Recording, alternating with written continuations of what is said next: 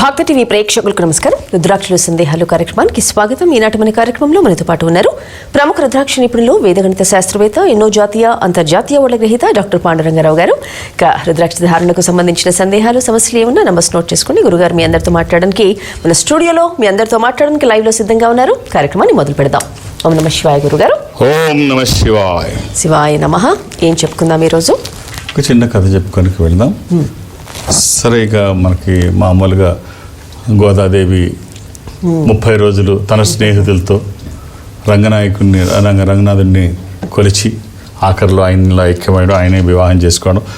ఎంతమంది చెప్పినా ఇది ఒక విడ్డూరం, ఎక్కడ కుదరదు, ఏమిటి తల్లి కోరికని తండ్రి అడిగిన, ఆ కాలం ఏమిటి, ఈ కాలం ఏమిటి, అది త్రేతాయుగం, నువ్వు ఉన్నది ఏ యుగం, ఏ కాలం, ఎవరి గురించి మాట్లాడుతున్నావు, అసలు ఇదంతా సాధ్యమా అంటే అది సాధ్యమే అని చెప్పి చూపించిన గోదాదేవిని గుర్తు చేసుకొని ఆండాళమ్మవారిని, సరే అంటే ఆండాళమ్మవారే గోదాదేవి, సరే గోదాదేవి లక్ష్మీదేవి అవతారాలు, తిరుపావే 30 రోజులు పట్టించి తన స్నేహితులతో. రైట్, ఇప్పుడు మనం చిన్న కథ చెప్పుకొని ఒక రాజు, అంటే దక్షిణ భారతదేశంలో బాగా ప్రసిద్ధి చెందినటువంటి ఈ కథ కృష్ణాలయంలో.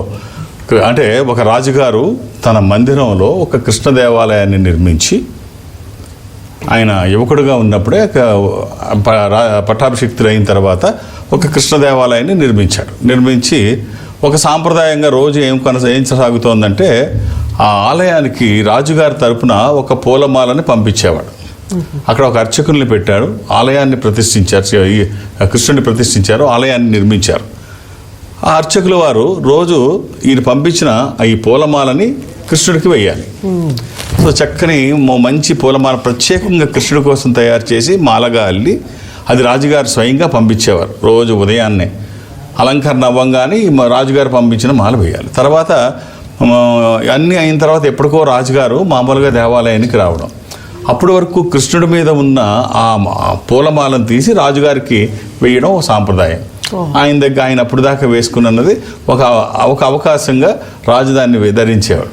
ప్రశాంతంగా ఉండేది, చాలా బాగుండేది. కృష్ణుడు వేసుకునేది నాకు వేశారు అని చెప్పేసి పరమానంద పడితే రోజు ఇలా గడుస్తున్నాయి. రోజులు, నెలలు, సంవత్సరాలు గడిచిపోయాయి. అర్చకులు వారు వృద్ధుడయ్యాడు, రాజు కూడా పెద్దవాడయ్యాడు. ఇలాగే కొనసాగుతుంది. ఒకరోజు రాజుగారు సడన్గా భటుడితో కబురు చేసి, నాకు ఈ రోజు అనారోగ్యంగా ఉంది, నేను రాలేకపోతున్నాను, ఈ మామూలుగా ఈ పూలమాల తీసుకెళ్ళి అర్చకులకు ఇచ్చేసే, నాకు ఇవాళ రావడం కుదరదు, ఆరోగ్యం సహకరించట్లేదని చెప్పు అంటే, అలాగే వెళ్ళి భటుడు వెళ్ళి చెప్తాడు అర్చకులకి, రాజుగారు ఇవాళ ఆరోగ్యం బాగలేదు, రాలేకపోతున్నారు. యథాతథంగా ఆరాన్ని అయితే పంపించారు. సో కృష్ణుడికి ఆరాన్ని వేసినటువంటి అర్చకులు ఒక ఆలోచన వస్తుంది.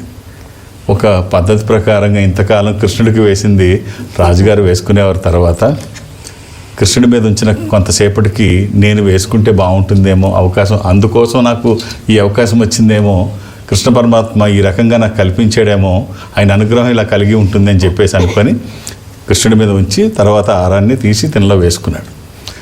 ధరించిన తర్వాత ఎక్కడ లేని ఒక అనుభూతి ఆయన శరీరం మీద తీసుకొచ్చి, ఆ విగ్రహం కృష్ణ విగ్రహం మీద తీసుకొచ్చి నేను వేసుకున్నాను, ఆహా ఎంత అద్భుతంగా ఉంది, ఈ ఫీలింగ్ చెప్పడానికి వీలు లేదని పరవశించిపోతున్నాడు. అప్పుడు పరిగెట్టుకుంటూ ఉరుక్కుంటూ భటుడు వస్తున్నాడు. ఏమిటా అని చెప్పేసి గబగబా ఏమిటని అడుగుతాడు, మాల తీసి పక్కన పెట్టి. ఏమిటని అడిగితే ఏమి లేదు, రాజుగారికి అది వేసుకోకపోతే ఏదోలా ఉందంటే, ఏదో కోల్పోయినట్టు, ఇన్ని సంవత్సరాల నుంచి వేసుకుంటున్నాడు వృద్ధుడయ్యే వరకు, ఇవాళ వేసుకోకపోయేసరికి ఏదో కొట్టొచ్చిన లోపం కనిపిస్తోంది, ఏదో ఒక వెలితి కనిపిస్తోంది, ఇబ్బందికరంగా ఉంది, ఏది ఆలోచించలేకపోతున్నాడు, చికాకుగా ఉంది. ఏదో రకంగా అక్కడికి వచ్చేస్తాను, అది వేసేసుకుంటాను, మళ్ళీ సాంప్రదాయాన్ని మళ్ళీ మధ్యలో ఆపడం ఎందుకు, నాకు ఏదో ఇబ్బందిగా ఉంది అది లేకపోతే అని చెప్పేసి చాలామందికి అలాగే రుద్రాక్షమాల వేసుకుంటారు. అది ఏ రోజైనా లేకపోతే ఆ వెలితి మామూలుగా ఉండదు.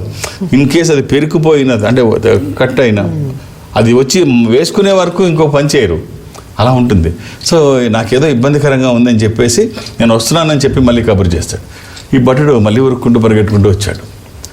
అయ్యా అర్చక స్వామి, ఇలాగా ఇది జరిగింది, ఎందుకు ఉరుక్కుంటూ వస్తున్నావు అంటే ఇది జరిగింది, ఆయన మనసులో లేదంటే ఇబ్బందిగా ఉంది, అది వేసుకోవడానికే వస్తున్నాడు. అమ్మయ్య చంపేశాడు, ఇప్పుడు ఎలాగని చెప్పేసి పక్కన పెట్టాడు కదా, పక్కన పెట్టింది వేసేసాడు కృష్ణుడికి. యథాతథంగా కృష్ణుడికి వేసాడు. ఆయన వచ్చాడు, రాజుగారు వస్తున్నాడు. వచ్చిన తర్వాత రాజుగారికి మాల తీసి యథాతథంగా వేశాడు. వేస్తే అర్చకులు తల వెంట్రుకల్లోంచి ఒక పండు వెంట్రుక కనిపిస్తోంది. రాజుగారు చూశారు, ఈ ఏమిటిది అని అడుగుతాడు.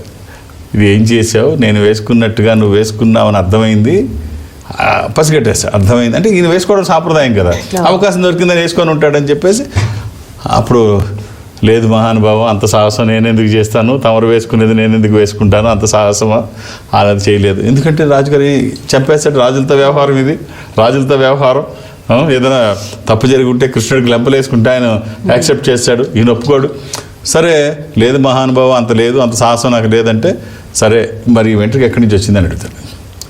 ఆయనదే అయ్యి ఉంటుంది, నాకేం తెలుసు, ఆయనకే వేసాం కదా, ఆయనదే అయ్యి ఉంటుంది. సరే నువ్వు అబద్ధం ఆడడం కూడా మొదలుపెట్టావు, రేపు చూస్తాను, రేపు అలంకరణ సమయంలోకి వస్తాను.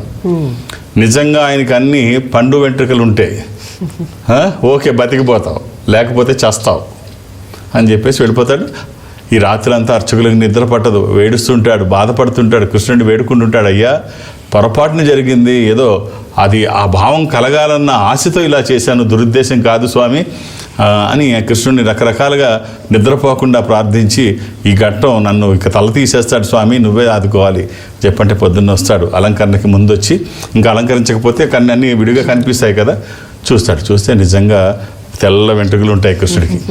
తెల్ల వెంట్రుకలు ఉన్నాయి నిజంగానే. చూస్తే రాజుగారు నిజమేనా, లేకపోతే మనడు ఏమైనా విగ్గు పెట్టాడా, లేకపోతే ఏమైనా రంగు వేసాడా, ఆ శిరోజాలకు ఏమైనా రంగు వేశాడా, లేకపోతే విగ్గు తీసుకొచ్చాడు పెట్టాడా కృష్ణుడికి, చూద్దామని చెప్పి కొన్ని వెంట్రుకలు పట్టుకుని ఇట్లా తీసేసరికి వాటితో పాటు బ్లడ్ వస్తుంది.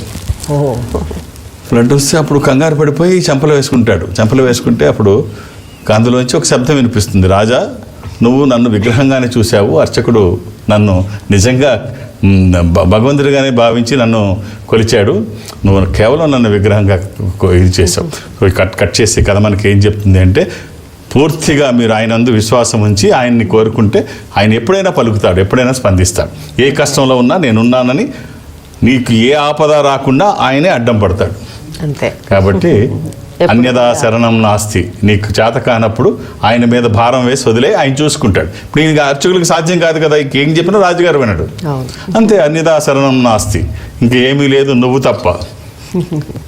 రైట్, అప్పుడు ఆయనే చూసుకుంటాడు, ఎంతటి విపత్తునైనా ఆయన తప్పిస్తాడు. రైట్, బాగుంది స్టోరీ. రైట్, కాల్ చూద్దాం. హలో. హలో, నమస్తే అమ్మ. నమస్కారం, మీ పేరు? నా పేరు దివ్యజ్యోతి అండి. మాట్లాడండి గురుగారు. ఓం నమ శివాయ. ఏమిటమ్మా? గురుగారు, మేము ముందు ఏకముఖి రుద్రాక్ష తీసుకున్నాము, అది ఇప్పుడు పడిపోయిందండి, ఎలా చేయాలి? అది అంటే పోయిందమ్మా? అవును గురుగారు, అది కీడిపోయింది అంతే, కీడిపోయింది అంతే. ఎక్కడో పోయింది, పడిపోయింది. కీడిపోయిందమ్మా. ఎక్కడి నుంచి మాట్లాడుతున్నారు మీరు? శ్రీకాళహస్తి నుంచి అండి. ఓ, వాయులింగేశ్వర స్వామి సన్నిధి నుంచి. అమ్మ, మీరేం చేస్తారు? నేను కవి. ఏం చేస్తారమ్మా? నేను కవిని గురుగారు. కవి, రైట్. రాస్తారా అంటే కవిత్వాలు రాస్తారా, రచనలు చేస్తారా, ఏం చేస్తారమ్మా? నేను కవిత్వాలు రాస్తాను, రచనలు చేస్తూ ఉంటాను. Very good. సో మీ వారు ఏం చేస్తారమ్మా? అదే గుడిలో టెంపుల్లో చేస్తారండి. Okay okay. పిల్లలమ్మా మీకు? 2 బాబులు. రైట్ అమ్మ, మీరు అదే ఏకముఖిని మళ్ళీ వేసుకోవచ్చు, లేదా దానికంటే కొంచెం బెటర్గా వెళ్ళాలి అనుకుంటే 12 ముఖాలు వేసుకోండి.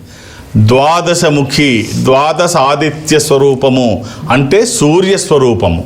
ఉన్నతమైన స్థితి కోసము, అనారోగ్య సమస్యలు లేకుండా బ్రైట్ ఫ్యూచర్ కోసము. లేదు అంటే అది కుదరకపోతే ఏకముఖి అంటే 12 ముఖాలు డైరెక్ట్ సూర్యస్వరూపం అయితే ఏకముఖికి అధిపతి గ్రహం సూర్యుడు. సో బెటర్గా ఇది ఒక అవకాశం వచ్చింది 12 వేసుకోవడానికి అనుకుంటే దానికి వెళ్ళండి అమ్మా. లేదనుకుంటే సింపుల్గా ఇంతకుముందు ఏదైతే మనం వేసుకున్నామో అదే వేసుకోండి. ఏమైనా మీకు అక్కడ కాళహస్తిలో ఈ సంస్థ అవుట్లెట్ ఉంటుంది, మీరు అక్కడికి వెళితే వాళ్ళు మీకు వివరంగా తెలియజేసి అందజేస్తారు. ఓకే, మరో కాల్ చూద్దాం. హలో. హలో, చెప్పండి మీ పేరు, నా పేరు శ్రీదేవి మేడం. మాట్లాడండి గురుగారితో. అమ్మా ఓం నమ శివాయ. నమస్తే గురూజీ. ఏమిటమ్మా? మా పాపది అడుగుదామని చేసిన సార్. డేట్ ఆఫ్ బర్త్ ఇస్తారమ్మా? 2008 స్వామి. 2008.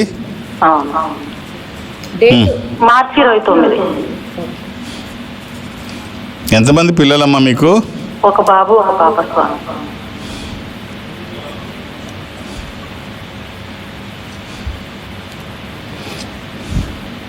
అమ్మా శనివారం పుట్టినట్టు గుర్తుందా అమ్మా? అవును స్వామి.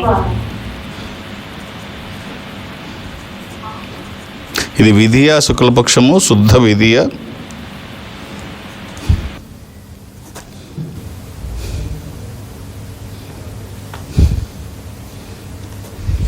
ఇది కుంభరాశి. అమ్మ తనకు ఒక్క రుద్రాక్ష. ఈ ద్వాదశముఖి రుద్రాక్ష కానీ అష్టముఖి కానీ 12 ముఖాలు ఇంతకుముందు చెప్పుకున్నాం కదా. ఈ 12 ముఖాల రుద్రాక్ష సూర్య స్వరూపము. ఈ రుద్రాక్ష కానీ అష్టముఖి గణపతి స్వరూపము. ఆటంకాలు లేకుండా ముందుకు వెళ్ళడానికి ఈ రెండిట్లో ఏదైనా ఒక్కటి, అలా అని ఏది పడితే అది వేయకండి. దురదృష్ట రుద్రాక్షల్లో 100కి 99 నకిలే ఉంటాయి. ఒక్కటైనా మంచిది వేస్తే ఆ ఫలితం ఒక అద్భుతం. మనం చేస్తున్న పనికి ఒక దైవికమైన సహకారం తోడైతే ఆ చేసే పని తేలికవుతుంది, వచ్చే ఫలితం ఒక అద్భుతం అవుతుంది. All the best. ఓకే గురుగారు. క్యాంప్స్ గురుగారు మీవి, శ్రావణి గారి ఏమైంది? శ్రావణి అంటే ఇంకొక 1 వీక్ ఉంది తనకి వెళ్ళడానికి. రేపు సోమవారం కాక పై సోమవారం తను విశాఖపట్నం, ఇంకా టైం ఉంది. సో నేనైతే గురువారం నాడు రేపే రాజమండ్రిలో, రేపు రాజమండ్రిలో మధ్యాహ్నం వరకు ఉంటాను. సో ఉదయం కొంచెం తొందరగా వెళుతున్నాను, మధ్యాహ్నం వరకు ఉంటాను. ఎందుకంటే ఒత్తిడి ఎక్కువ ఉంది, అందుకని కొంచెం తొందరగా వెళ్ళడానికి నిర్ణయించుకున్నాను. మధ్యాహ్నం 1:30 మ్యాక్సిమం 2. సో అందుకని మీరు 2-3 పేర్లు నమోదు చేయించకండి. ఒత్తిడి ఎక్కువ ఉందని కొంచెం ఎర్లీగా వెళుతున్నాను. అంటే నాకు ఎక్కువ ఉన్నారని హడావుడిగా చూడడం నాకు అలవాట్లేదు. లేకపోతే చూడడం మానేస్తాను, లేకపోతే వెళ్ళడం మానేస్తాను, కానీ ఆ పని అయితే చేయను. హడావుడిగా చూడడం, అసంపూర్ణంగా చేయడం ఇలాంటివి నేను కానీ మా అమ్మాయి కూడా ఇద్దరు చేయం. ఎందుకు అవసరం ఏముంది? ఒక ఆధ్యాత్మిక సంస్థలో ఉన్నప్పుడు ఏదో ఇప్పుడు మాకు కావాల్సింది సంఖ్య అయితే కాదు, సమయం ఇస్తే బాగా అనలైజ్ చేయగలం అన్న నమ్మకం నాకైతే ఉంది. తను కూడా అంతే. ఇప్పుడు కొన్ని సెకండ్లో జాతకాన్ని అనలైజ్ చేస్తున్నాం, అదే సమయం ఉంటే ఇంకా అద్భుతంగా చేయగలం అన్న నమ్మకం మాకుంది. మీకు ఆ నమ్మకం ఉంటే ఒక్కొక్క పేరే నమోదు చేయించండి, 2-3 కాదు. అలాగే హైదరాబాద్లో నన్ను కలవడానికి నేను ఎవరికి అపాయింట్మెంట్స్ ఇవ్వను, ఏ రికమెండేషన్ తీసుకోను. నన్ను కలవడానికి ఏమీ అవసరం లేదు. నేను ఉన్నప్పుడు వస్తే చూసేస్తాను అంతే. ఇక దూర ప్రాంతాల నుంచి కూడా ఇక్కడ వరకు రావక్కర్లేదు. ఈ సంస్థ అన్ని చోట్ల ఉంటుంది. నేను దక్షిణ భారతదేశం అటెండ్ అవుతాను. దక్షిణ భారతదేశంలో ఈ సంస్థకి దగ్గరగా మీరు ఎక్కడైనా ఉంటే మీరు అక్కడికి వెళితే వాళ్ళతో మాట్లాడించే ప్రయత్నం చేస్తారు, మాట్లాడే ప్రయత్నం నేను చేస్తాను. ఆ విధంగా నాతో మాట్లాడిన, డైరెక్ట్గా హైదరాబాద్ వచ్చి నన్ను కలిసిన, రేపు గురువారం నాడు రాజమండ్రిలో నన్ను కలవాలని మీరు అనుకున్న ఒక్కొక్క పేరే నమోదు చేయించండి. అలాగే నిన్న మనం చెప్పుకున్నాం నిజామాబాద్ ఫస్ట్ టైం. అలా నేను మా బ్రాంచ్లో ఎక్కడ ఏ రాష్ట్రంలోని నేను వెళ్ళలేదు, ఈ రాష్ట్రంలోని వెళ్ళలేదు, 2 తెలుగు రాష్ట్రాలు ఎక్కడ ఓపెనింగ్ అనేది నేను వెళ్ళలేదు. ఫస్ట్ టైం నిజామాబాద్కి ఓపెనింగ్కి వెళుతున్నాను. ఆ రోజు నన్ను కలవాలనుకుంటే ఓపెనింగ్ అయిన తర్వాత సమయాన్ని కేటాయిస్తాను. ఆ రోజు నన్ను కలవడానికి వచ్చిన వాళ్ళని 25th డిసెంబర్ 25 ఎలాగ హాలిడే కాబట్టి ఆ రోజు మాకు హాలిడే ఒత్తిడి ఎక్కువ ఉంటుంది. మాకు హాలిడే ఏం లేదు. అక్కడ అందరూ బాగానే వస్తారు, వాళ్ళకి కొంచెం వెసులుబాటు ఉంటుంది, రావడానికి వెసులుబాటు ఉంటుంది. సో నేను అందుబాటులోనే ఉంటాను. మధ్యాహ్నం సాయంత్రం వరకు కూడా అందుబాటులో ఉంటాను. ఎందుకంటే నా వెహికల్లోనే కాబట్టి కొంచెం ఆలస్యమైన ఇంటికి వచ్చేయడానికి అవకాశం ఉంటుంది. అంటే మీరు అక్కడ రండి. ఆ రోజు నిజామాబాద్లో ఫస్ట్ టైం నేను రండి కలుద్దామన్నా, నేను రండి అన్న పదం వాడలేదు ఎప్పుడు. మీరు అక్కడ రండి, నన్ను కలవండి, నా అపాయింట్మెంట్ తీసుకోండి పదాలు ఎప్పుడు వాడలేదు. So first time Nizamabad opening కాబట్టి రండి ఆహ్వానంగా వహించండి, రండి అక్కడికి కలుద్దాం. ఆ రోజు నిజామాబాద్లో నెంబర్ అక్కడ ఉంటుంది. ఆ నెంబర్కి మీరు కాల్ చేయండి. కలవడానికి అవకాశం ఉన్న వాళ్ళ పేర్లు అయితే నమోదు చేసుకుంటారు. ఎందుకంటే ఎక్కువ మళ్ళీ పెట్టలేరు కదా. నేను ఉన్న సమయంలో ఆ ఓపెనింగ్ అయిన తర్వాత ఎంతసేపు నేను సమయం కేటాయించగలను అంతవరకు కొంతమందిని అయితే తీసుకుంటారు. మీరు ఫోన్ చేస్తే అందులో వాళ్ళు పెట్టుకోవడానికి అవకాశం ఉంది, చేర్చుకోవడానికి. రైట్ గురుగారు, మరో కాల్ చూద్దాం. హలో హలో, నమస్తే అండి, మీ పేరు? సార్ నమస్తే అండి. ఓం మాట్లాడండి నమ గురుగారితో. ఓం నమ శివ. ఎలా ఉన్నారండి? గురుగారు బాగున్నాం సార్, మీ దయ వల్ల. శివానుగ్రహం, ఈశ్వరానుగ్రహం. చెప్పండి. గురుగారు, మా అబ్బాయి గురించి తెలుసుకోవాలండి. పిల్లోడికి కొంచెం సరిగ్గా చదవట్లేదు కొంచెము. డేట్ ఆఫ్ బర్త్ ఇవ్వండి. చెప్పండి గురుగారు. డేట్ ఆఫ్ బర్త్ ఇవ్వండి. 15/7/2010 అండి. ఏమిటండి? 15/7/2010. ఇప్పుడు ఏమి 10th క్లాసా? అవునండి. బాగా చదవట్లేదంటే ఏమిటి? అంటే కొంచెం మొండిగా ఉంటున్నాడు, సరిగా చదవరా అంటేనేమో కొంచెం తిరగడము. ఎంతమంది పిల్లలు మీకు? ఎక్కువ సార్. ఎంతమంది పిల్లలు మీకు? 2 పిల్లలండి, ఒక బాబు పాప అండి. పాప పెద్దదండి. తను ఇప్పుడు ఇంటర్మీడియట్ అండి? పాప వచ్చేసి డిగ్రీ అండి. పాప బాగా అవుతుందండి. సార్ ఇదే బాగాలేదండి. పిల్లలు ఇద్దరిని మీరు అలాగా ఒకళ్ళు బాగా చదువుతున్నారు, వాళ్ళు బాగా చదవట్లేదు ఇలా అనకండి. ఒక్కొక్కళ్ళు బయటికి కనిపించరు, అంతే, వాళ్ళ వ్యక్తీకరించరు. అబ్బాయి కూడా ఏం ఫెయిల్ అయ్యి ఉండడు. సో అదేం ఉండదు. మీరు ఒకళ్ళు బాగా చదువుతున్నారు, వాళ్ళు బాగా చదవట్లేదు అంటే వాళ్ళు ఇబ్బంది పడతారు. అలా చేయకండి. అబ్బాయికి ఒక దశ అష్టముఖి రుద్రాక్ష, ఇది గణపతి స్వరూపము. విఘ్నాలు లేకుండా ముందుకు వెళ్ళడానికి, నిర్విఘ్నంగా అన్ని పనులు చేసుకోవడానికి, కెరీర్ కోసము, ఎడ్యుకేషన్ కోసము, ఇది వాక్కుకి సంబంధించి, నాలెడ్జ్కి సంబంధించి ఈ ఒక్క రుద్రాక్ష వేయండి. లేనిపోయిన అపోహలు, ఆందోళనలు పక్కన పెట్టండి. అబ్బాయిని అప్రిషియేట్ చేయండి, అభినందించండి, తను చేస్తున్న పనులను మెచ్చుకుంటూ ఉండండి. ఈ ఒక్క రుద్రాక్ష అవకాశం ఉంటే ధారణ చేయించండి, ఖచ్చితంగా బాగుంటుంది. ఓకే, ఇక మనం ప్రతిరోజు కూడా మీరు మా అందరికీ కూడా తెలియని శివాలయాల గురించి, అంటే కొంతమందికి తెలిసినప్పటికీ చాలా వరకు కూడా తెలీదు. సో ఇవాళ ఏ శివాలయం గురించి చెప్తున్నారు? కర్ణాటక రాష్ట్రంలో హవేరి గ్రామం జిల్లాలో, హవేరి జిల్లాలో కుల్లూరు అన్న గ్రామంలో ఒక శివాలయం. ఆ శివాలయం గురించి ఇప్పుడు చెప్పుకుందాం. కర్ణాటక రాష్ట్రంలో ఉన్న శివాలయం గురించి. ఒక దంపతులకి ఒక ఆడపిల్ల. ఆ అమ్మాయికి ఒక 6-7 సంవత్సరాలు ఉంటాయి, అంతే. చిన్నపిల్ల, ముద్దు మాటలతో చక్కగా అడుగులు వేస్తూ, చిన్న పనులు చేస్తూ, అమ్మా నాన్నల మురిపాలు అందుకుంటూ పెరుగుతూ ఉంది. సరే, ఆ దంపతులు ఆయన నిత్య శివాభిషేకం, నిత్య శివార్చన చేస్తూ, ఆయన ఎప్పుడూ కూడా శివుడికి అభిషేకం చేయకుండా, అర్చన చేయకుండా, నైవేద్యం అంటే పెట్టకుండా ఎప్పుడు ఆయన ఎక్కడికి వెళ్ళలేదు. సరే, కుటుంబంతో పాటు వెళ్ళాల్సిన అవసరం ఏర్పడింది. పక్క వేరే ఊరికి వెళ్ళాల్సిన అవసరం వచ్చింది. ఒక వారం రోజుల పాటు ఆయన ఇంట్లో ఉంటాడు. ఇంట్లో పనివాళ్ళు వాళ్ళే ఉంటారు. అమ్మాయిని అంటే ఇక్కడ వదిలిపెడతాడు. ఎందుకంటే రోజు అమ్మ శివుడికి నైవేద్యం పెట్టు, లేకపోతే ఆయన ఆకలితో ఉంటాడు, పస్తూ ఉంటాడు, ఎప్పుడు పెట్టకుండా లేడు కదా. సో చిన్నపిల్ల అయినా తను కూడా తీసుకెళ్ళిపోతే పెట్టేవాళ్ళు ఎవరు ఉంటారు? తిన్ని వదిలిపెట్టి, అమ్మ శివుడికి రోజు ఈ పాలు తీసుకెళ్ళి నైవేద్యంగా పెట్టమ్మా, ఆయన పస్తు పెట్టకు, నువ్వు నిర్లక్ష్యం చేయకు, మర్చిపోవద్దు, ప్రతిరోజు మేము వచ్చే వరకు ఈ వారం రోజులు అని మరీ చెప్పి వాళ్ళిద్దరూ వెళతారు. వెళితే ఈ చక్కగా ఈ పట్టు వస్త్రాలు కట్టుకొని, పిల్ల పట్టు పావడ ఈ చిన్నవి కట్టుకొని చక్కగా ముద్దుగా మాట్లాడుకుంటూ, అడుగులు వేసుకుంటూ శివాలయానికి ఆ పాలతో పాత్ర తీసుకొని రోజు అక్కడికి శివాలయానికి వెళుతుంది. ఒకరోజు వెళ్ళి శివుడి ముందు పెట్టి, శివ పాలు తాగయ్యా అని చెప్పి అంటుంది. అంటే ఆయన ఏం కదలడు. ఏం కదలడు? రోజు మా నాన్న తాగిస్తున్నాడేమో, అందుకనే పస్తు పెట్టొద్దు, ఆకలితో ఉంచొద్దని చెప్పాడంటే రోజు తాగుతున్నాడేమో అనుకుంటుంది. అనుకొని, అదేమిటి స్వామి తాగకుండా నువ్వు అలా కామ్గా ఉంటే ఎలాగా, మా నాన్న ఊరుకోడు, నాకు మరీ చెప్పాడు, శివ నువ్వు తాగితే కానీ నాకు ఇబ్బంది అని చెప్పేసి ఎంత అడిగినా కూడా ఏం కదలిక ఉండదు. స్వామి ఏంటిది, మా నాన్న తిడతాడు, తాగు అని ముద్దుగా వెళ్ళి బతిమలాడి శివుడిని పట్టుకొని, గడ్డం పట్టుకొని, అది పట్టుకొని, శివలింగం పట్టుకొని, నువ్వు తాగకపోతే ఎలాగని కౌగులించుకొని ఏడుస్తూ ఉంటుంది. కరిగిపోతాడు శివుడు. బోలాశంకరుడు, భక్తవత్సలుడు, బోలాశంకరుడు. అంత ఇదిగా చిన్న పిల్ల ఇదైతే ఆ పాలు తాగుతుంటే ఆ నిమిషంలో ఆ చిన్న పిల్ల అంత పెద్ద శివుడికి తల్లయ్యి ఆ పాలు పడుతూ ఉంటే పాలు తాగేసి ఆయన మామూలుగా వచ్చి పాలు తాగి తల మీద చేయి నిమిరి వెళ్ళిపోయాడు ఆయన. ఈ అమ్మాయి రోజు ఆ పాత్ర తీసుకొని వచ్చి రోజు ఇలాగే జరుగుతోంది. సరే, ఒకరోజు ఈ వారం రోజులు అయిన తర్వాత ఆ పాప పాలు శివాలయానికి వెళ్ళి వస్తూ ఉంటే ఈ దంపతులు ఇద్దరు వస్తున్నారు. ఎక్కడి నుంచి వస్తున్నావమ్మా అని పిల్లని అడిగితే, శివాలయానికి రోజు పాలు పెట్టే కార్యక్రమం పెట్టావు కదా, ఆయనకి పెట్టి వస్తున్నాను, నైవేద్యం పెట్టి వస్తున్నాను అంటే, మరి అవి పెట్టేసామంటే మరి తీర్థం పోయమ్మా అని అడుగుతారు తండ్రి. ఖాళీ పాత్ర ఉంటుంది. ఖాళీ పాత్ర ఉంది ఏమిటంటే తీర్థం పోయమంటే ఖాళీ పాత్ర చూపిస్తాం ఏంటంటే మరి శివుడికి పాలు పట్టిన తర్వాత ఖాళీ పాత్ర కాకపోతే నిండు ఎక్కడ ఉంటుంది నాన్న అని అడుగుతుంది.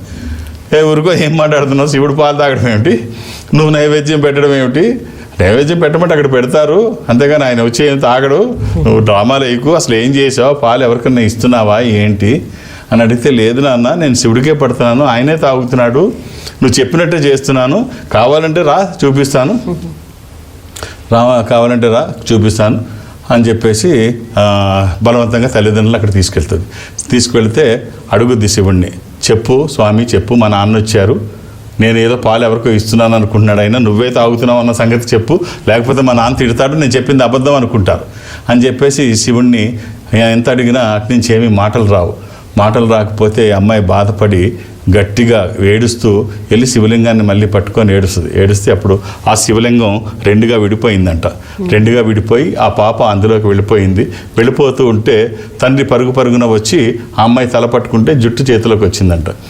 శివలింగం వెళ్ళిపోయింది. అప్పుడు నువ్వు లోపల నుంచి శివలింగం మళ్ళీ యథాతథంగా మోసుకున్న తర్వాత ఒక వాయిస్ వినిపించిందంట శివలింగం నుంచి, ఈ పాప ఇక్కడి నుంచి గుడుకూచి అనే నామకం అనే పేరు సార్థకత చేసుకొని ఉంటుంది.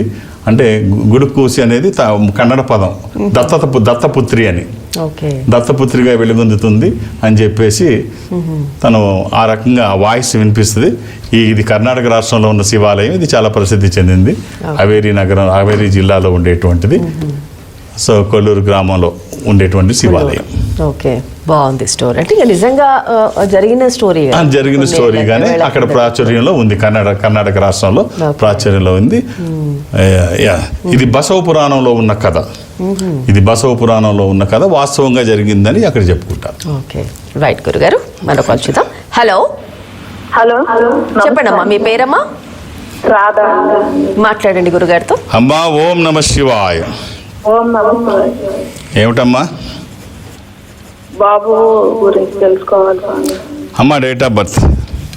8వ తారీఖు మార్చి 3, 2003. 8వ తారీఖు మార్చి 2003, అంతేనమ్మా? శనివారం అని తెలుసా అమ్మా? తెలుసు. ఎంతమంది పిల్లలు మీకు? 2. ఇది షష్ఠి, శుక్లపక్షము, శుద్ధ షష్ఠి. ఇది మేషరాశి, భరణి నక్షత్రము. తిరిగి మీరు ఇవ్వాల్సిన రుద్రాక్ష త్రయోదశముఖి రుద్రాక్ష. 13 ముఖములు కలిగిన ఈ రుద్రాక్ష ఇంద్ర రుద్రాక్ష, రూలింగ్ రుద్రాక్ష, కమాండింగ్ రుద్రాక్ష. అనుకున్నది సాధించడానికి, సంకల్పం సిద్ధించడానికి, కోర్కెల సాఫల్యం కోసం, జాతకపరంగా అవసరమైంది కూడా త్రయోదశి అంటే 13. ఇది కుదరకపోతే నవముఖి, అమ్మవారి స్వరూపము.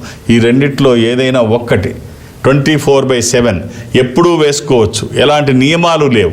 ఇది వచ్చిన తర్వాత చాలా మార్పులు చూస్తారు, ఒక పాజిటివ్గా ఉంటుంది, చేసే పనులన్నీ బాగుంటాయి, వచ్చే ఫలితాలు ఒక అద్భుతం. All the best. రైట్ గురుగారు.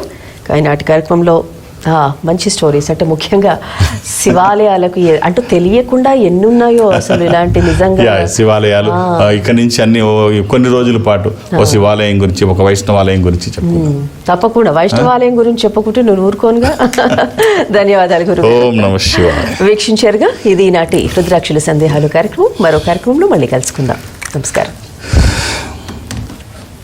Indo Nepal rudraksha organisation, Jubilee Hills, road number 45 మరియు సోమాజిగూడ, హైదరాబాద్. సంప్రదించారు.